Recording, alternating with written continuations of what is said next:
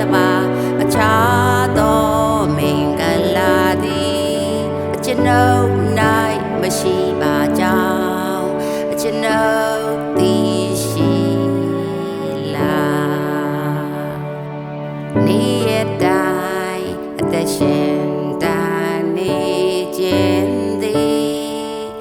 ကျေးဇူးတော်သက်သက်ကြောင့်ဖြစ်သည်ကိုယ်တော်ရှင်ဤကျေးဇူးတော်ကြီးမားလာကျေးဇူးတော်ရည်တွေ့ရင်နဲ့ကိုယ်တော်ထာဆုတောင်းဖို့စဉ်းစားတော့ခါကိုယ်တော်တင်ပေးတော်ဆုတောင်းချက်ကိုတည်ရလာ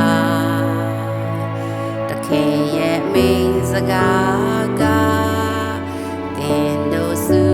တောင်းရမည်မှာကောင်းကင်ဘုံ၌ရှိတော်မူတော်အကျွန်ုပ်တို့အဖကိုယ်တော်ဤ